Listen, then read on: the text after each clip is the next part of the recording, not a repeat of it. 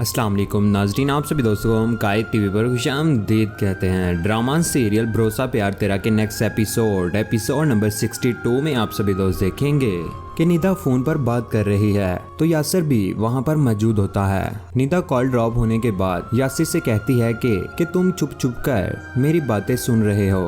तो यासिर उसे कहता है कि चुप चुप कर सुनने की मुझे क्या जरूरत है, तुम जो कुछ कर रही हो खुलेआम कर रही हो। मगर निदा जवाब में कहती है कि ये मेरी जिंदगी है, मेरी मर्जी, मैं जो कुछ मर्जी करूं, तुम होते कौन हो बोलने वाले। लेकिन दोस्तों आगे आप सभी तो देखेंगे कि यासिर जो अपने इलाज के लिए मुसलसल अदील के साथ राब्ते में है और अदील भी अब उसे गाइड कर रहा है। निदा उसे फोन पर बात करता हुआ सुनकर कहती है कि कहीं जा रहे हो तुम। तो जवाब में यासिर कहता है कि इस घर से और तुम्हारी जिंदगी से मैं हमेशा हमेशा के लिए जा रहा हूँ। तो निदा एहसान करते हुए कहती है कि अगर चाहो तो कुछ दिन तुम इस घर में रह सकते हो। वैसे मैं जानती हूँ कि तुम्हारे पास रहने के लिए कोई भी जगह नहीं है। जिस पर यासिर कहता है कि मरने वालों का कोई भी ठिकाना नहीं होता, लेकिन आखिरी ठिकाना उनका कब्र होता है।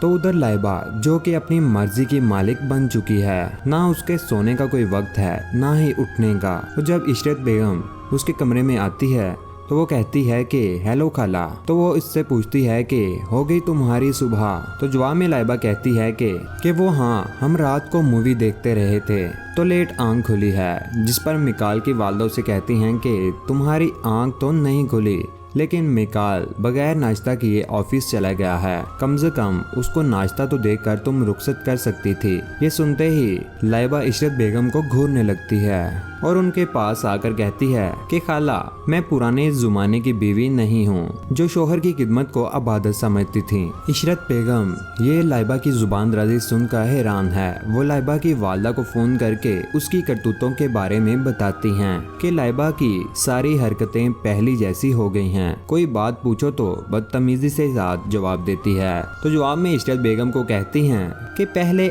आप भी मरियम पर बुराइयां निकालती थीं, अब लाइबा आपको बुरी लगने लगी है। इशरत बेगम का काम जब यहाँ पर भी ना बना तो वो अपने बेटे से इस बात का गिला करती है। तो मिकाल आगे से अपनी माँ को जवाब देते हुए कहता है कि आप मरियम के बारे में पहले कहती थी कि वो घर को वक्त नहीं देती, अब लाइबा से आपको क्या प्रॉब्लम है, ये तो आपकी सगी भांजी है। वो ये सुनकर हैरान रह जाती है। अब वो पछता रही है अपने किए पर। लेकिन दोस्तों उसके बाद कहानी में आप सभी दोस्त देखने वाले हम और भी ट्विस्ट, जब मरियम की फैमिली करवाती है यासिर का इलाज और वो इस इलाज से बिल्कुल सही हो जाएगा। लेकिन दोस्तों इससे पहले यासिर छोड़ देगा निदा को।